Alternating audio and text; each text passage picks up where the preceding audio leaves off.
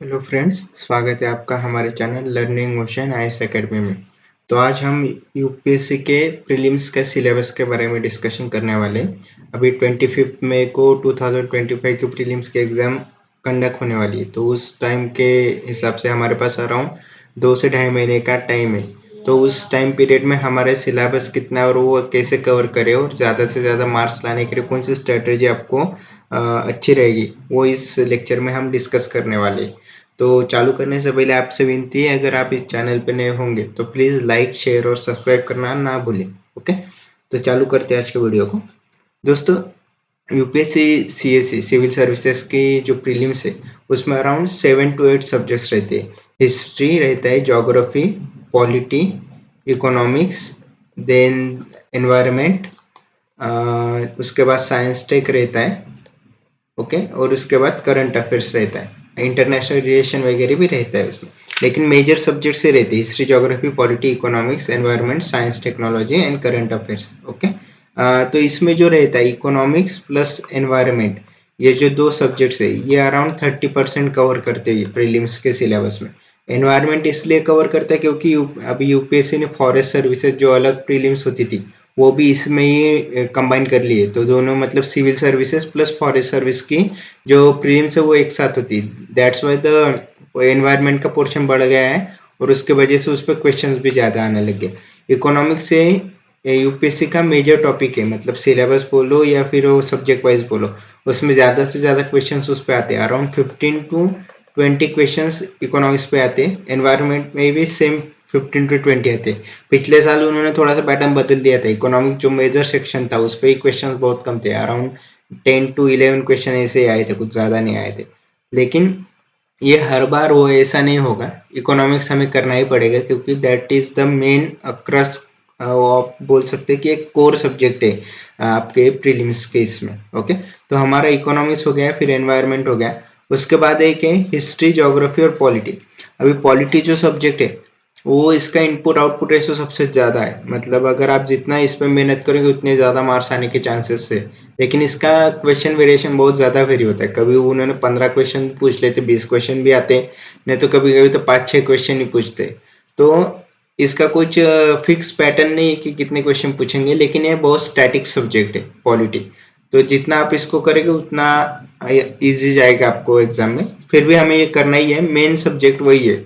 मतलब अगर आप इसके सपोज 10 to 15 क्वेश्चन आए और उतने भी आपने ढंग से कर लिए या फिर करेक्ट कर लिए पूरे विथ 90% ऑफ एक्यूरेसी, तो भी आपके अराउंड 12 to 13 क्वेश्चन उसमें करेक्ट आ गए ना, तो भी आपका प्रीलिम्स के स्कोर के पास जाना बहुत इजी हो जाता है। ओके, और अभी जो डिफिकल्टी लेवल बढ़ाई गई है यूपीएससी की, तो उसकी अकॉर्डिंग टू पॉलिटी के हमें एक्यूरेसी बढ़ानी ही पड़ेगी, क्योंकि ये एक स्टैटिक सब्जेक्ट है और इसमें ज़्यादा मार्क्स निकालने के चांसेस ज़्यादा रहते हैं। दो उन्होंने फिर one option correct, two pairs are correct वाला भी डाल दिया, स्टिल हमें एक क्या बोल सकते हैं, आपके पास एक चांस रहता है कि इसके आप क्वेश्चंस करेक्ट कर पाओ। तो इसलिए पॉलिटी पे ज़्यादा फोकस करना पड़ेगा।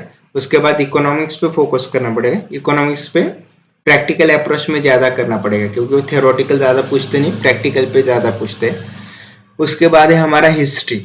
हिस्ट्री ये एक ऐसा सब्जेक्ट है यूपीएससी केस में कि जिसका इनपुट आउटपुट रेशो सबसे कम है, मतलब कितना भी करो वो क्या पूछ लेंगे उनका कुछ भरोसा नहीं है। स्टिल हमारा जो इसमें भी कुछ सेक्शन है, एंशियंट हिस्ट्री हो गया, मेडिवल हिस्ट्री हो गया, फिर मॉडर्न हिस्ट्री वगैरह हो गया, तो जो हम इतना ज़्यादा करेंगे, मॉडर्न हिस्ट्री एक मोस्ट डिफाइंड पार्ट है हिस्ट्री में, तो इसका जितना ज़्यादा आप कर सकते हो तो इसमें एक्यूरेसी आने के मतलब चांसेस ज़्यादा है कि आपके क्वेश्चंस अच्छे से आ सके, मतलब करेक्ट आ सके।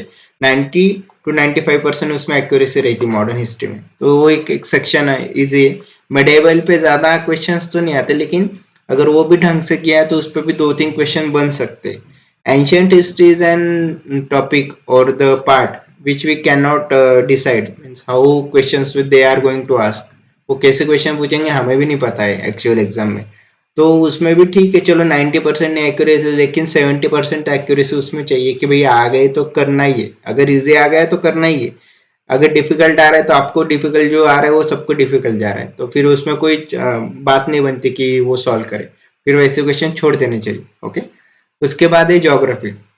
अभी ज्योग्राफी का पहले कैसे पैटर्न होता था कि हार्डली 4-5 क्वेश्चन पूछते थे, लेकिन पिछले साल उन्होंने पूरा पैटर्न ही चेंज कर दिया। ज्योग्राफी भी अराउंड 15 क्वेश्चंस कुछ तो उन्होंने पूछ लिए थे, 10 to 15, और वो भी इजी और थोड़ा प्रैक्टिकल अप्रोच से पूछे थे, तो वो थोड़ा डिफिकल्ट गया। क्योंकि इकोनॉमिक्स का जो सेक्शन था, जो बहुत सारे बच्चे करके जाते, उन्होंने इकोनॉमिक्स पे कम पूछ लिए, हिस्ट्री पे भी कम थे क्वेश्चन, लेकिन ज्योग्राफी पे बढ़ गए क्वेश्चंस। फिर उसके बाद करंट अफेयर्स के भी थोड़े बढ़ गए थे। डिफेंस, जो कि डिफेंस एंड स्पोर्ट्स, ये जो दो सेक्शंस थे जो कभी पूछे नहीं जाते थे इससे पहले, मतलब वो मोस्ट प्रोबेबली एसएससी वगैरह लेवल के इसमें पूछे जाते थे, लेकिन अभी 2 साल से उन्होंने डिफेंस और स्पोर्ट्स पे भी पूछना चालू कर दिया है। तो करंट अफेयर्स के इसमें वो 2 सब्जेक्ट्स ऐड नए हुए, तो उस पर भी हमें फोकस करना पड़ेगा। तो मेरा बोलने का मतलब या कहने का मतलब यही है कि देखो, प्रेडिक्टेबल तो नहीं है एग्जाम, लेकिन एक स्ट्रेटेजी हमें चाहिए कि भाई इतना इतना करेंगे तो एटलीस्ट हमें इतने मार्क्स आने चाहिए। क्योंकि देखिए, कट ऑफ अराउंड 90 प्लस जाता है, उसके नीचे ही आता है, लेकिन मैं 90 प्लस एक श्योर शॉट, मतलब एक सेफ स्कोर लेके चल रहा हूँ कि इसके ऊपर है तो भाई हम सेफ साइड में ही रहते हैं, फिर हमें मेंस के लिए अच्छा रहता है तैयारी करने के लिए। तो 90 प्लस लाने के लिए मतलब अराउंड आपको 45 क्वेश्चन ऐसे चाहिए जो आपको आने चाहिए एक्चुअल एग्जाम में। तो और अभी जो पैटर्न यूपीएससी ने चेंज किया कर दिया, एलिमिनेशन टेक्निक ही उन्होंने निकाल दिए, तो वो डिफिकल्ट जाता है इतने स्कोर करने के लिए भी। तो इसमें क्या होता है, फिर हमें कुछ क्वेश्चंस ऐसे रहते जो हमें 100% श्योरिटी रहती कि भाई हमें पता है। कुछ क्वेश्चंस ऐसे रहते जिसमें दो कोई ऑप्शन हम एलिमिनेट कर पाते और दो में कंफ्यूजन रहता है। और जब से यूपीएससी ने पैटर्न चेंज किया है, ये बी कैटेगरी के क्वेश्चंस बढ़ गए 50-50% वाले। इसमें बहुत चांसेस रहते कि दो ऑप्शंस में कंफ्यूजन रहता है। सी कैटेगरी ऐसे रहते हैं जिसमें आप एक ऑप्शन एलिमिनेट कर पाते हो, 3 में आपको कंफ्यूजन है। और डी ऑप्शन ऐसा रहता है जिसमें आपको कुछ पता ही नहीं कि क्या भाई इसमें क्या है या कौन सा आंसर है, आप उसको तुक्का मारना कहते हैं, तो वो डी कैटेगरी में आते हैं। तो ऐसे क्वेश्चंस कैसे सॉल्व करना है, वो क्या स्ट्रेटेजी आपको चाहिए to score around 90 plus marks in actual exam, तो उसका हम अभी इसमें देखेंगे। और कौन से टॉपिक्स आपको प्रिपेयर करने हैं वो भी आप इस लेक्चर में हम देखेंगे। ओके, तो देखिए 45 क्वेश्चंस के लिए आपको अराउंड, अगर कोई भी स्टूडेंट है वो जाता है जिसने पढ़ाई की है पूरे साल भर शिद्दत से, तो वो अराउंड 25 to 30 क्वेश्चन ऐसे रहते कि जिसको उसको आ रहे होते, वेदर इट इज पूरे 100 में से बोल रहा हूँ मैं, 25 to 30 क्वेश्चन ऐसे रहते जो उसको आते। बाकी क्या जो खेल है वो अपने को 15 से 20 क्वेश्चन में ही रहता है कि जो आपको आपको लाने हैं, जिसमें कैलकुलेटेड रिस्क रहता है या फिर बैक नॉलेज आपको लगाना, किसी तो भी जितना पढ़ा है तो बैक टेस्टेड नॉलेज आपको उधर लगाना पड़ता है, अप्लाई करना पड़ता है, और आपको आंसर्स निकालने पड़ते हैं। तो ये तो आपके मतलब जिसने पढ़ाई की वो तो 25 से 30 निकाल लेगा, ये 15-20 के लिए हमारा सब खेल है कि कैसे निकालना है। तो वही अभी हम स्ट्रेटेजी देखने वाले। तो उससे पहले हम सिलेबस देखेंगे कि क्या सिलेबस है और उसमें से कौन से इंपॉर्टेंट टॉपिक्स है जो प्रीलिम्स के लिए बहुत इंपॉर्टेंट है और जिसपे यूपीएससी के फेवरेट्स है और उस पर क्वेश्चन आते रहते हैं। तो आपको वही टॉपिक के मैं अभी लिस्ट बताने वाला हूँ। तो ये हमारा यूपीएससी का प्रीलिम्स के इससे मतलब एक क्या बोल सकते हैं डिटेल सिलेबस है। तो मतलब ये यूपीएससी का ऑफिशियल सिलेबस नहीं है, लेकिन ये बनाया हुआ है, जीएस कोर का है, और ये अच्छा है। मतलब मोस्ट प्रोबेबली उनसे क्या बोल सकते हैं आप, ये होता है, मतलब एक्चुअली वो आप कर सकते हो इससे, ऐसा बोल सकते हो। ओके, तो चलिए सबसे पहले चालू करते हैं हमारा कि एंशियंट हिस्ट्री से, जो कि मोस्ट प्रोबेबली क्या बोल सकते हैं इसको, है तो कर सकते हो, लेकिन इसका इनपुट आउटपुट रेशियो इतना खास नहीं है। तो मैं ऐसे नहीं बोल रहा हूँ कि इसको ऑब्सोल्यूट कर दो, लेकिन कुछ कुछ बातें आप ऐसी कि जो कर सकते हैं। लेकिन इसमें सबसे पहले देखिए, एंशियंट हिस्ट्री का पहला टॉपिक रहता है प्री हिस्टोरिक टाइम्स। तो इसमें रहता है फिर वो मेसोलिथिक पीरियड रहता है, स्टोन एज रहता है, न्यूलिथिक एज रहता है, फिर चालकोलिथिक एज वगैरह, अर्ली आयन एज वगैरह, वो सब हो गया। तो ये इसमें से कौन कौन से टॉपिक्स इंपॉर्टेंट है, एक है नियोलिथिक एज, इसमें पढ़ना है हमें। क्योंकि ये क्यों इंपॉर्टेंट है, क्योंकि इसमें एग्रीकल्चर वगैरह स्टार्ट हुआ था, तो उसका क्या क्या इम्पैक्ट हुआ नियोलिथिक का वगैरह, तो वो एक है। उसके बाद एक चालकोलिथिक एज, ये कॉपर स्टोन एज भी जिसको बोलते हैं हम, कॉपर स्टोन एज ये इंपॉर्टेंट है क्योंकि इसके बाद में ही इंडस वैली सिविलाइजेशन वगैरह आई थी। वो हमने अर्ली मेटल यूजेस वगैरह के दिए थे, पॉटरी वगैरह डेवलप हुई थी, तो ये इम्पोर्टेंट हो जाता है, तो ये हमें पढ़ना है चालकोलिथिक एज। उसके बाद है कल्चर्स वगैरह, कल्चर्स में कौन सा आईवीसी वगैरह आएंगे आपके, तो आईवीसी तो एक इम्पोर्टेंट टॉपिक है, वो पढ़ना ही पढ़ना है, वैसे भी उसका सेपरेट एक टॉपिक है तो वो कर लेंगे उसमें। एक है अर्ली आयन एज।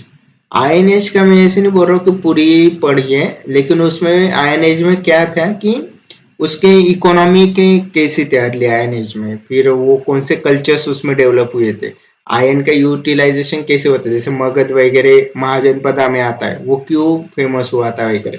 तो ये अर्ली आयन एज के वो उतना ही पढ़िए, सिलेक्टेड टॉपिक, इसमें पूरा मत पढ़िए। और उसके बाद ये ज्योग्राफिकल डिस्ट्रीब्यूशन है, कैरेक्टरिस्टिक्स, ये मोस्ट प्रोबेबली तो इतना आता नहीं, लेकिन इसमें से पढ़ेंगे तो मेसोपोटामिया, उसके बाद वो ग्रीक ईरान वगैरह, वो जो सिविलाइजेशन थी, उसके साथ इंडस वैली सिविलाइजेशन का कैसे कनेक्शन था उतना पढ़ लेना, बाकी इसमें कुछ ज्यादा है नहीं। ओके, नेक्स्ट टॉपिक है अपना आईवीसी, इंडस वैली सिविलाइजेशन जिसे बोलते हैं। आईवीसी में क्या है कि उसका तो पूरा कल्चर ही डिफाइंड है, चालकोलिथिक कल्चर है, वो कैसे पॉटरी था, इकोनॉमी कैसा था, सोसाइटल उसकी सोसाइटी कैसी थी, वो इम्पोर्टेंट टॉपिक्स है। तो उसमें ये कि ज्योग्राफी एंड आर्कोलॉजिकल फाइंडिंग्स वगैरह ठीक है, इसमें कुछ साइट्स वगैरह है जहाँ पे फाइंडिंग्स हुई थी, जैसे मोइंजोदड़ो हो गया, फिर हड़प्पा हो गया, चनूदरो हो गया, राखीगढ़ी वगैरह हो गया। तो ये थोड़े से कुछ कुछ साइट्स है, जो मेजर साइट्स आपको जो भी होंगे वो आप इसमें थोड़ा सा देख लीजिए, क्योंकि एक बार पूछ लिया था उन्होंने कुछ, तो सोहागुरा कॉपर प्लेट का कुछ इंस्क्रिप्शन का पूछा था, तो वो थोड़ा सा एक ही ऐसा टाइम में आया है कि उसमें थोड़ा सा साइट वगैरह पूछा था, लेकिन मोस्ट प्रोबेबली इतना पूछते नहीं है, लेकिन सिर्फ मेन मेन साइट्स के बारे में थोड़ी जानकारी रखिए। उसके उसके बाद ये है टाउन प्लानिंग, ये इम्पोर्टेंट है।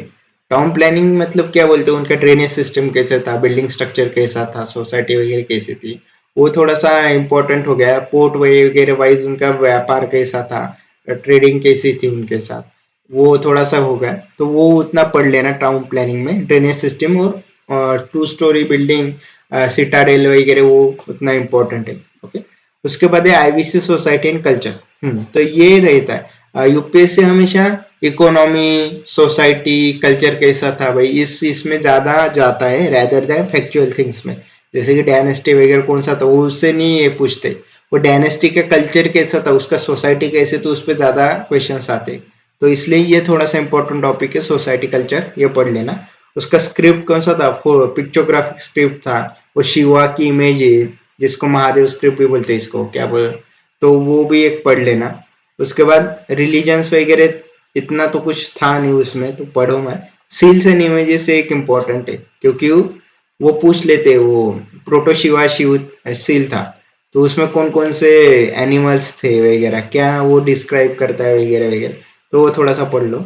ओके, सील्स के इसमें आईवीसी इकोनॉमी, ये इंपॉर्टेंट टॉपिक है। जैसे कि मैं बोला, कल्चर और सोसाइटी के बाद इकोनॉमिक्स का जो रहता है वो उसमें बहुत सारा पूछते हैं, तो इकोनॉमिक के केस में ये पढ़ लेना। हड़प्पन का ट्रेड कैसा था, मेसोपोटामिया था, उसके बाद मेलुअन जो स्टेट्स थे उनके साथ उनका था, वो कहाँ से इंग्रेडिएंट्स वगैरह मंगाते थे वगैरह, उतना वो पढ़ लेना। एग्रीकल्चर एक इम्पोर्टेंट टॉपिक है। उसके बाद है डोमेस्टिकेशन ऑफ एनिमल्स वगैरह, हाँ तो ये एक है। अभी उन्होंने पूछा था एक बार क्वेश्चन कि horse was known to the Indus valley civilisation, दो हॉर्स के स्केलेटन वगैरह फाउंड आउट हुए, लेकिन वो इतना प्रचलित नहीं था उस टाइम पीरियड में, तो एक ऐसा क्वेश्चन आया था डोमेस्टिकेशन, मतलब थोड़ा सा मल्टीपल चॉइस क्वेश्चन था। तो आईवीसी के लोगों को एक तो आयन के बारे में पता नहीं था, दूसरा हॉर्स के बारे में पता नहीं था, तो ये थोड़ा सा अगर आप ये पढ़ते तो उसमें सॉल्व कर पाते, तो ये थोड़ा पढ़ लेना।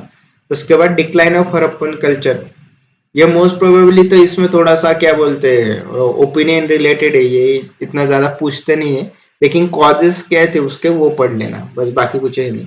ओके, उसके बाद है ऋग्वेदिक पीरियड।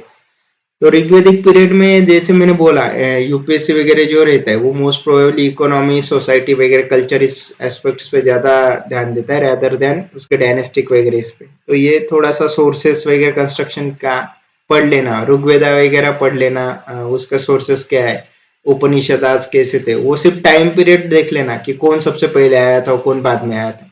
ओके, उसके बाद था ज्योग्राफी ऑफ ऋग्वेदिक पीरियड, ये नहीं इतना important. Political organisation, evolution of monarchy, ये भी नहीं। हाँ, ये सोशल ऑर्गेनाइजेशन, ये इंपॉर्टेंट है, ये पढ़ लेना। बहुत बार क्या होता है, Rigvedic, early Rigvedic period and later Rigvedic period, Vedic period के इसमें सोसाइटी के बारे में क्या चेंजेस हुए थे वो पूछते हैं। इकोनॉमी के कैसी थी अर्ली वैदिक पीरियड में और लेटर वैदिक पीरियड में, वो चेंजेस क्या हुए थे वो पूछते हैं। तो इसलिए सोसाइटी और इकोनॉमी, ये दो टॉपिक इंपॉर्टेंट, ये बहुत ध्यान से पढ़ लेना। ओके, रिलीजियस प्रैक्टिसेस कल्चर इतना पूछते नहीं है, लेकिन सिर्फ एक ओवरव्यू कर लेना इसके बारे में। ओके, उसके बाद है लेटर वैदिक पीरियड। सेम लेटर वैदिक पीरियड में भी इकोनॉमी वो पूछेंगे, सोशल ऑर्गेनाइजेशन और वर्ना सिस्टम कैसे डेवलप हुई थी वो पूछेंगे। ये दो ही टॉपिक उसमें इंपॉर्टेंट है। पॉलिटिकल सिस्टम वगैरह इतना कुछ पूछते नहीं हो। ओके, नेक्स्ट है Jainism. Okay, Jainism and Buddhism. अभी ये जो दो टॉपिक्स है एंशिएंट हिस्ट्री में, ये सबसे इंपॉर्टेंट टॉपिक्स है। बुद्धिज्म पे तो मतलब अगर 80 to 90% चांसेस रहते हैं कि क्वेश्चंस पूछे ही पूछेंगे। यूपीएससी के आप प्रीवियस पेपर ढूंढ लो, अगर 10 पेपर होंगे तो उसमें से आपको 8 से 9 पेपर ऐसे मिलेंगे जिसमें आइदर जैनिज्म या बुद्धिज्म, इसमें से किसी पे एक पे तो भी क्वेश्चन पूछा ही पूछा होगा। और मोस्ट प्रोबेबली वो बुद्धिज्म पे पूछते, बुद्धिज्म से रिलेटेड उनके स्क्रिप्चर्स कैसे थे, लिटरेचर कैसे थे, बुक्स वगैरह क्या थे, उनके कंसेप्ट क्या थे, फिलोसॉफिकल उन्होंने क्या बताया था, उस बारे में ज्यादा पूछते हैं। ओके, तो इसमें जैनिज्म में लिटरेचर ऑफ जैनिज्म में एक इम्पोर्टेंट है। पिछले साल उन्होंने बुक्स के नाम पूछे थे, उन्होंने पूछा था कि बुद्धा को किस नाम से बुलाते वगैरह और नाम दिए थे, तो वो पूछा गया था बुद्धा के इसमें भी। ओके, तो ये लिटरेचर ऑफ जैनिज्म इम्पोर्टेंट है। काउंसिल वगैरह स्प्रेड, रॉयल पैट्रॉन्स वगैरह ये थे। उसके बाद टीचिंग्स ऑफ महावीरा, ये इम्पोर्टेंट, ये पढ़ लेना है। ओके, उसके बाद था बुद्धिज्म। बुद्धिज्म में देखिए टीचिंग्स ऑफ बुद्धा, ये इम्पोर्टेंट है, बहुत इंपॉर्टेंट है। इसके रिलेटेड कंसेप्ट वगैरह वो भी पढ़ना है। उसके बाद है ऑर्गेनाइजेशन सेक्ट्स ऑफ बुद्धिज्म। हाँ, तो महायाना एंड हीनयाना बुद्धिज्म वगैरह हुआ था। उसके बाद उनके भी 2-4 टाइप्स है, तो महायाना में कौन से सब टाइप्स है, हीनयाना में कौन से सब टाइप्स है, तो वो पढ़ना है। उसके बाद लिटरेचर ऑफ बुद्धिज्म, ये इम्पोर्टेंट है। अश्वघोषा के कौन से लिटरेचर थे, महायाना बुद्धिज्म था, कनिष्क का था। तो हर एक इसमें, दोनों की इसमें लिटरेचर्स है। मोस्ट प्रोबेबली ज्यादातर से तो महायाना बुद्धिज्म के ही है, हीनयाना के इतने तो है नहीं, लेकिन ये भी ध्यान से याद कर लेना। और कौन से इंपॉर्टेंट लिटरेचर से वो ध्यान में रखना, किस राइटर ने लिखे थे वगैरह, वो ज्यादातर से पूछते हैं एग्जाम में। Okay, councils and spread of royal patronage वगैरह इतना नहीं पूछते। कॉजेस ऑफ डिक्लाइन ये पूछ सकते हैं कि क्यों डिक्लाइन हुआ था वगैरह, तो ये एक इम्पोर्टेंट है। इसमें लिटरेचर इम्पोर्टेंट है। उसके बाद राइटर्स वगैरह इम्पोर्टेंट है। उसका फिलोसॉफिकल क्या बोला था वो इम्पोर्टेंट है, वो करना ही करना है। मैं ये क्यों बोल रहा हूँ, बुद्धिज्म जैनिज्म ये मतलब अराउंड 90% प्रोबेबिलिटी रहती है कि इस पर कुछ ना कुछ पूछेंगे पूछेंगे। तो ये दोनों टॉपिक हमें बाय हार्ट करने, इस पे कोई भी टॉपिक पे क्वेश्चन आया तो छोड़ना नहीं है, वो हमें करना ही करना है। ओके, तो बाकी के थोड़ा सा कम ध्यान दो बाकी के टॉपिक पे, जैसे आईबीसी हो गया, ऋग्वेदिक हो गया, लेकिन बुद्धिज्म जैनिज्म पे 100% आपको चाहिए चाहिए ग्रास्प। ओके, नेक्स्ट है महाजनपदा, महाजनपदास पीरियड। ओके, तो इसमें क्या है कि महाजनपदा कौन से थे वो थोड़ा सा लोकेशन वाइज ये कर लेना। उसके बाद उनका डायनेस्टी का ज्यादातर से तो पूछते नहीं, लेकिन उसके कैपिटल्स वगैरह थोड़ा सा ध्यान में रखना। ओके, उसके बाद है पर्शियन इन्वेजन वगैरह, अलेक्जेंडर से इन्वेजन, ये ज्यादातर से पूछते नहीं, लेकिन ये क्यों इम्पोर्टेंट है, क्योंकि वो थोड़ा सा फॉरेन कॉन्टेक्ट आया था, उसके बाद क्या चेंजेस हुए थे वो थोड़ा सा, हाँ ये एक इम्पोर्टेंट है। सोसाइटी और economy and system of administration, ये 3 टॉपिक आपको करने ही करने कि सोसाइटी कैसी थी, उसकी इकोनॉमी कैसी थी और सिस्टम ऑफ एडमिनिस्ट्रेशन कैसा था। इसमें चांसेस है, मोस्ट प्रोबेबली मैं ऐसे नहीं बोल रहा हूँ कि 100% आएंगे, लेकिन इसमें मोर चांसेस है कि क्वेश्चंस पूछे जा सकते हैं। ओके, उसके बाद है मौर्यन एम्पायर। मौर्यन एम्पायर में बुद्धिज्म के इसमें अशोका बुद्धिज्म, ये इंपॉर्टेंट है। अशोका पॉलिसी ऑफ धम्मा, ये थोड़ा सा देख लेना। उसके बाद है एडमिनिस्ट्रेशन कैसा था, वो एक है। उसके बाद डिक्लाइन ऑफ मौर्य, तो इस पे 3 टॉपिक इंपॉर्टेंट है। एडमिनिस्ट्रेशन कैसा था, बुद्धिज्म के बारे में उनके क्या थे, उसके बाद सोर्सेस ऑफ इंस्क्रिप्शन क्या थे, जैसे अर्थशास्त्र वगैरह दी है, थोड़ा थोड़ा उसके बारे में। इसमें ज्यादा कुछ इतना है नहीं, लेकिन थोड़ा सा कर लेना। सिर्फ अशोका के वो पिलर से, पिलर एडिक्ट, रॉक एडिक्ट वगैरह, उसने कौन से इसमें क्या बोला था वगैरह, वो थोड़ा सा देख लेना। 13 वाली इसमें कलिंगा रॉक एडिक्ट बोलते उसमें, कलिंगा वॉर के इसमें दिया है उसमें। तो वो थोड़ा सा वो पिलर में क्या क्या दिए, कौन से एडिक्ट में क्या दिया है वो देख लेना। उसके बाद है पोस्ट मॉडर्न इंडिया। तो इसमें सातवाना का एक इम्पोर्टेंट आ जाता है, इसके सोसाइटी वगैरह देख लेना, इकोनॉमी एंड सोसाइटी। ओके। उसके बाद कनिष्क वगैरह था, कुशानास का इसमें थे क्योंकि वो गोल्ड कॉइन उन्होंने जारी किए थे सबसे पहले, तो वो एक थोड़ा सा इम्पोर्टेंट हो जाता है। उसके बाद है Gupta period. Gupta period similarly जैसे मैंने बाकी के इसमें बोला, इकोनॉमी, लिटरेचर और सोसाइटी, ये तीन टॉपिक जो है, इकोनॉमी, सोसाइटी और लिटरेचर वगैरह जो भी रहेगा उसके इसमें, तो वो देख लेना क्योंकि वो थोड़ा सा ज्यादा यूपीएससी उस पर फोकस करता है। हर्षवर्धना पीरियड में इकोनॉमी है, सोसाइटी, और इसके मोस्ट प्रोबेबली क्या रहे ना, इसके जो लिटरेचर रहेंगे वो थोड़ा सा देख लेना क्योंकि ये पूछा था। हर्षवर्धना ने कौन से लिटरेचर लिखे थे, नागानंद था, रत्नावली था, प्रियदर्शिका था, तो वो देख लेना। उसके बाद उसके टाइम पीरियड में कौन से ट्रेवलर्स वगैरह आए थे वो भी थोड़ा देख लेना। ओके। हाँ, ये एक इम्पोर्टेंट है, बुद्धिज्म जैनिज्म के बाद सबसे इम्पोर्टेंट है संगम पीरियड। एक इस पे भी एक खास क्वेश्चन तो पूछते ही पूछते, कुछ भी हो जाए ये इस पे रहता ही है क्वेश्चन, तो ये भी अच्छे से करना है हमें कि संगम लिटरेचर कौन से थे मोस्ट प्रोबेबल। तिरुवक्कल था, उसके बाद पट्टू पट्टू था, वो बहुत सारे लिटरेचर थे, तो वो उन्होंने कौन से लिए थे, क्या लिखे थे, वो देखना है। ओके।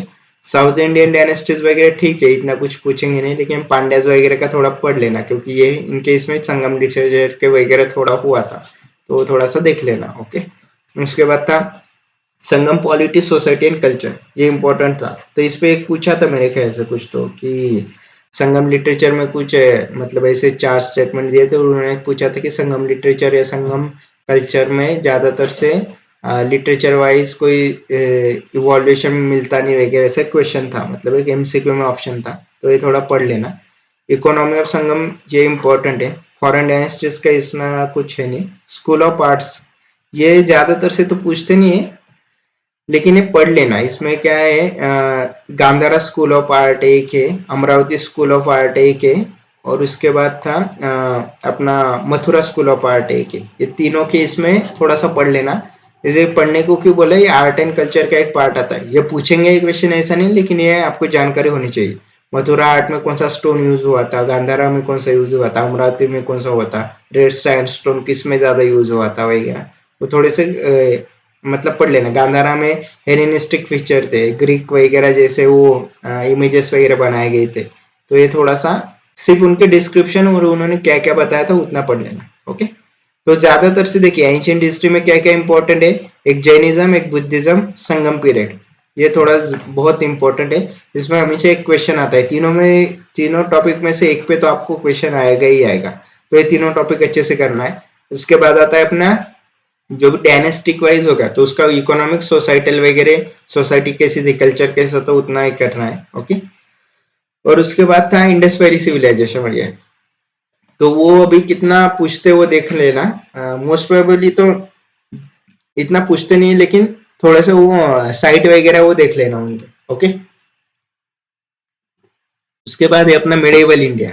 मेडिवल इंडिया में अराउंड एक से दो क्वेश्चन आते, पूछते ऐसे नहीं हर बार, लेकिन थोड़ा सा important culture wise, art wise वगैरह हो जाता है। ओके। तो मेजर डायनेस्टीज वगैरह ये थे। ये ट्रिपार्टाइट स्ट्रगल था, कॉन्फ्लिक्ट, ये इम्पोर्टेंट, ये पढ़ लेना।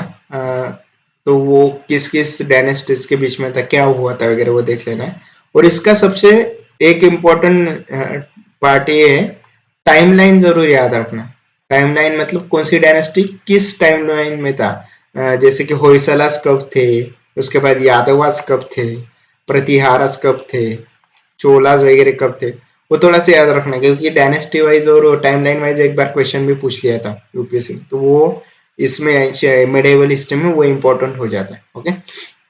उसके बाद था राष्ट्रकूटा वगैरह, ये इनके इसमें अजंता एलोरा केव्स बने थे, मतलब एलोरा केव्स बने थे, अजंता तो बहुत पहले बन गए थे, तो वो कैसे थे, वो क्या हुआ था उसमें, फिर उसमें रॉक कट आर्किटेक्चर वगैरह भी आ जाता है, तो वो थोड़ा सा देख लेना उसमें। ओके। एडमिनिस्ट्रेशन सोसाइटी वगैरह ये तो करना ही है, इतना नहीं है लेकिन पढ़ लेना सिर्फ क्या रहता है क्या नहीं। चोला एंड अदर साउथ किंगडम्स, तो इसका देखो मैंने ऐसे बोला टाइमलाइन वाइज देख लेना सिर्फ, बाकी इतना कुछ है नहीं इसमें। ओके, अर्ली मुस्लिम इन्वेजन्स वगैरह डायनेस्टिक वाइज तो ज्यादा पूछेंगे नहीं, लेकिन इसका सिर्फ एक क्रोनोलॉजी ध्यान में रखना कि कौन सी डायनेस्टी पहले आई थी, कौन सा रूलर वगैरह पहले आया था, तो उतना एक रखोगे तो उतना भी हो जाता है। इसका सिर्फ एडमिनिस्ट्रेशन, इकोनॉमी और सोसाइटी एंड कल्चर ये पढ़ लेना है, तीन टॉपिक। दिल्ली सल्तनत हो या मुगल कल्चर वगैरह वगैरह हो, तो उनके सबके हमें इकोनॉमी, एडमिनिस्ट्रेशन और सोसाइटी कल्चर ये पढ़ना है, वो इम्पोर्टेंट टॉपिक है। ओके, उसके बाद है अपना मुगल एम्पायर वगैरह होगा, शेरशाह सूरी का empire. Okay, struggle of empire in north India, Afghan Rajput and Mughals वगैरह, तो ये राणा संगा वगैरह, बैटल ऑफ पानीपत वगैरह लोधी बार्बर का था। पानीपत कब हुआ था? 1526 में हुआ था, तो उतना याद में रखना।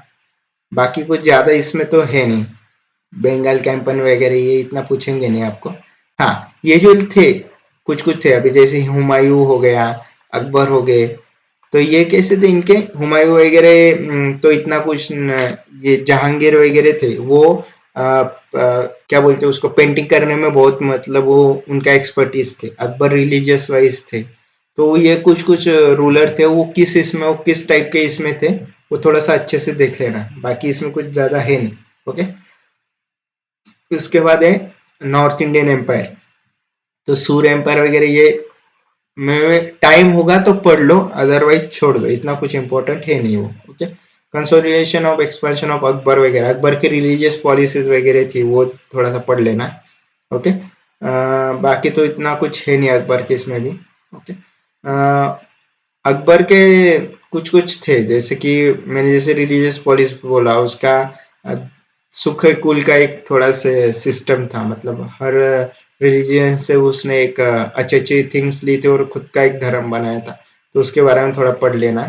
ये अकबर से रिलीजियस व्यूज, ये टॉपिक थोड़ा सा इबादत खाना वगैरह ये मतलब कल्चर उन्होंने बनाया था। उसके बाद बिल्डिंग्स कौन सी मतलब मुगल रूल ज्यादातर से उनके आर्किटेक्चर के लिए फेमस है, तो वो आर्किटेक्चर कौन कौन से अकबर ने कौन सी बिल्डिंग्स वगैरह बनाई थी, कौन का आर्किटेक्चर से वो रिलेटेड थे, वो एक बार देख लेना। ओके, दीने इलाही वगैरह ये बोला था मैं, स्टेट वगैरह वो पढ़ लेना। ये एक इम्पोर्टेंट टॉपिक हो जाता है, इस पे ज्यादा क्वेश्चन नहीं आते, लेकिन ये पढ़ने के लिए क्यों बोल रहा हूँ, क्योंकि ये मेंस के हिसाब से अच्छा टॉपिक और ये आते हैं मोस्ट प्रोबेबली कि डेक्कन पॉलिसीज क्या थी उनकी, मुगल्स वगैरह की, तो वो एक थोड़ा सा पढ़ लेना। ओके, उसके बाद फॉरेन पॉलिसी वगैरह इतना तो पूछते नहीं है। Okay, first half of 17th century वगैरह, इसमें शाहजहां नूरजहां वगैरह ये इतना पूछेंगे नहीं प्रीलिम्स के हिसाब से, तो ये स्किप किया तो भी चलेगा। ओके, उसके बाद था crisis of Mughal empire. Okay,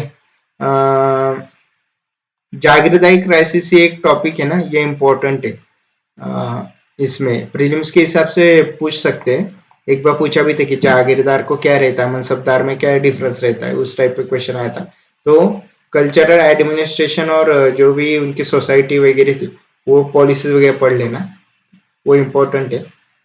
उसके बाद मराठास वगैरह, तो मराठा के इसमें ज्यादा तो कुछ पूछेंगे, लेकिन उनकी इकोनॉमिक और सोसाइटी के इसमें देख लेना थोड़ा सा, और उनका एडमिनिस्ट्रेशन कैसा था वो एक बार देख लेना।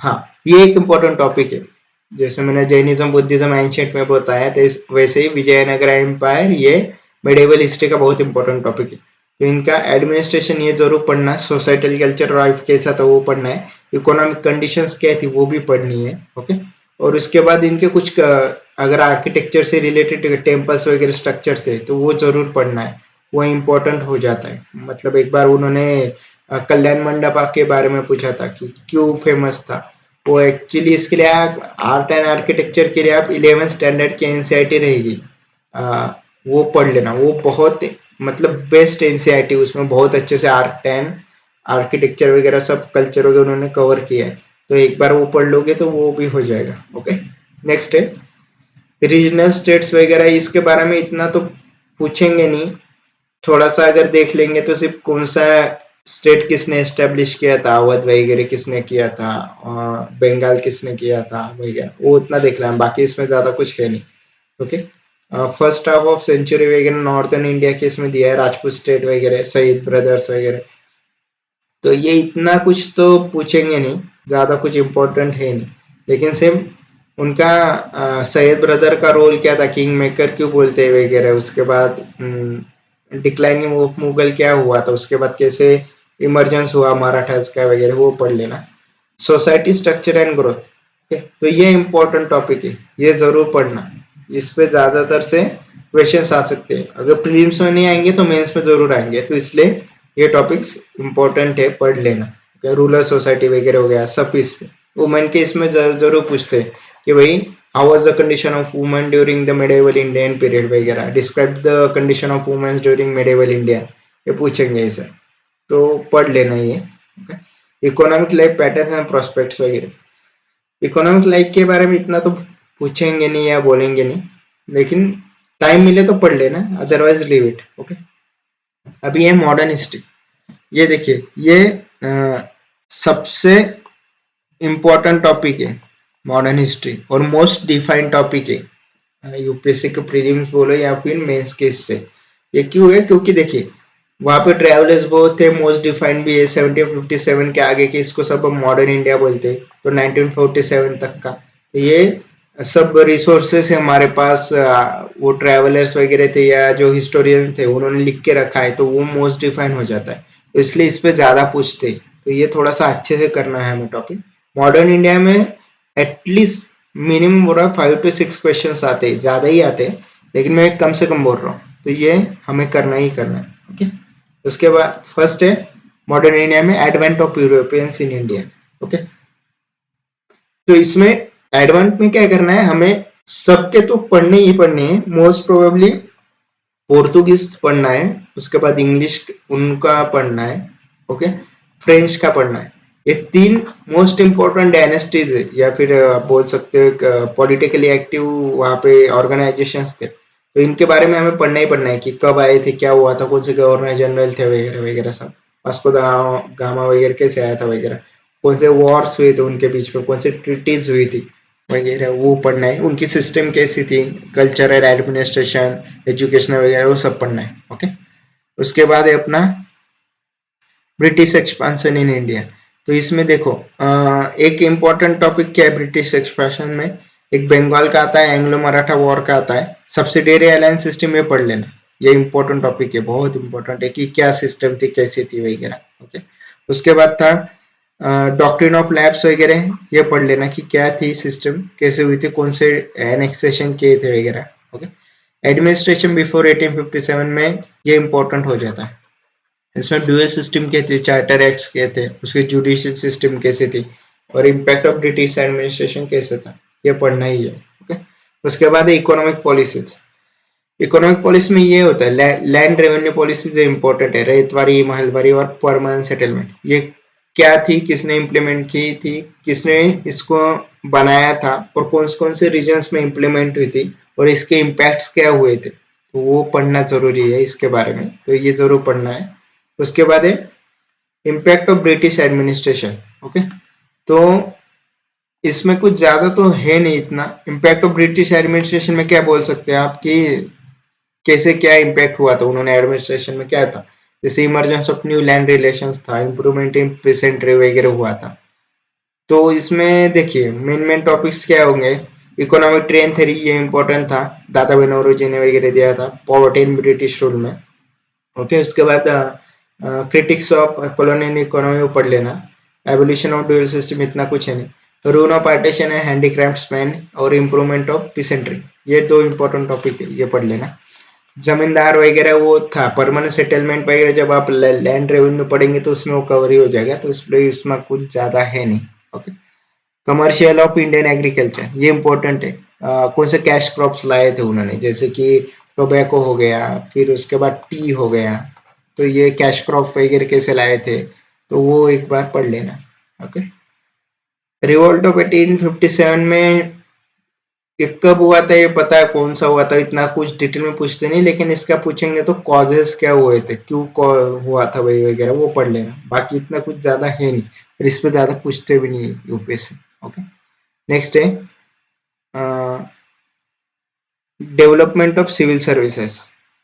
सिविल सर्विसेज, हाँ ये एक थोड़ा सा हो सकता है, क्योंकि ली का मिशन कैसा था, वो क्यों सर्विसेज लाए थे, सिविल सर्विसेज क्यों लाए थे, किसने लाया था, वेलेस्ली ने लाया था, लॉर्ड कॉर्नवालिस ने लाया था वगैरह। तो वो थोड़ा सा देख लेना उसके बारे में, कौन से कमीशंस आए थे उसके, इसमें उसके प्रोविजंस क्या थे, वो भी इम्पोर्टेंट है। okay? उसके बाद एजुकेशन। एजुकेशन में ये एक टॉपिक इम्पोर्टेंट है, ओरिएंटलिस्ट एंड इंग्लिश कंट्रोवर्सी। तो इसमें मैकॉले का जो एक रिपोर्ट आया था 1853 का वगैरह, उसके बाद वुड्स चार्टर, वुड्स डिस्पैच वगैरह आया था, तो वो भी पढ़ लेना, उनके कंट्रोवर्सी क्या थी, तो किसके फेवर में डिसीजन हुआ वगैरह वो था। ओके, हंटर एजुकेशन कमीशन था, इंडियन यूनिवर्सिटी वगैरह। ये सिर्फ जो कमीशन आए, ये सैडलर यूनिवर्सिटी कमीशन वगैरह, वुड्स डिस्पैच, इनका क्रोनोलॉजी याद रखना कि कौन सा पहले आया था, कौन सा बाद में आया था। ओके, उसके बाद ज्यादा तो कुछ इतना है नहीं इसमें। इसमें सिर्फ कब आया था, कौन से से आया था, 1813 का एक्ट रहेगा, उससे 1 लाख रुपए, 1 लाख रुपीज हर साल एजुकेशन में खर्चा करने का था, तो वो एक बार पढ़ लेना। ओके, उसके बाद हाँ, ये डेवलपमेंट ऑफ प्रेस, ये एक इम्पोर्टेंट टॉपिक आ जाता है हमेशा। यह देख लेना कि वर्नाक्युलर प्रेस एक्ट का आया था, पब्लिकेशंस कौन से थे, जर्नल कौन से थे, ऑथर कौन से थे, किसने निकाला था, किस कंट्री में निकाला था, किस नाम से चलता था, किस लैंग्वेज में चलता था वगैरह, वो एक बार पढ़ लेना। ओके, बाकी तो इतना कुछ है नहीं। ये एक इम्पोर्टेंट टॉपिक है, सोशियो रिलीजियस रिफॉर्म।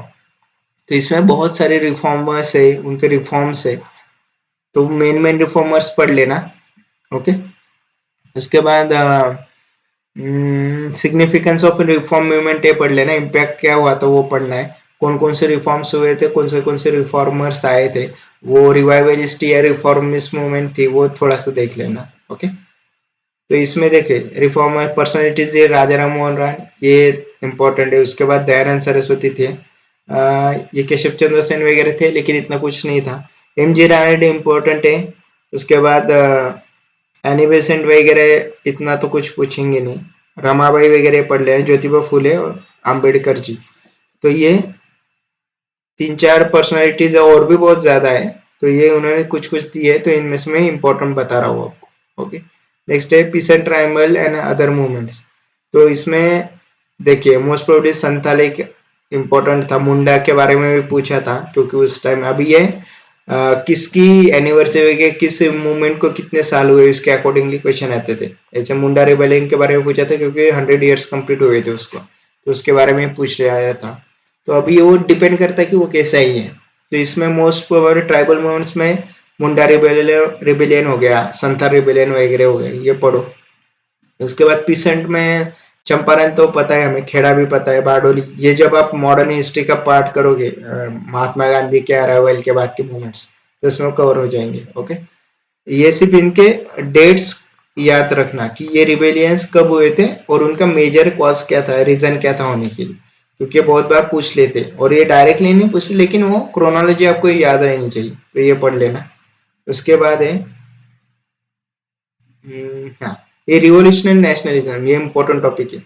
तो इसमें एक मॉडरेट फेज, ये इम्पोर्टेंट है कि आईएनसी वगैरह फॉर्मेशन हुए थे, उसके प्रीवियस ऑर्गेनाइजेशंस कौन से थे वो पढ़ना है, वो भी एक इम्पोर्टेंट है। ओके, उसके बाद एक्सट्रीमिस्ट का जो था, वो उनके कब फॉर्मेशन हुआ था, उनके क्या ओपिनियंस थे वगैरह, वो पढ़ना है हमें।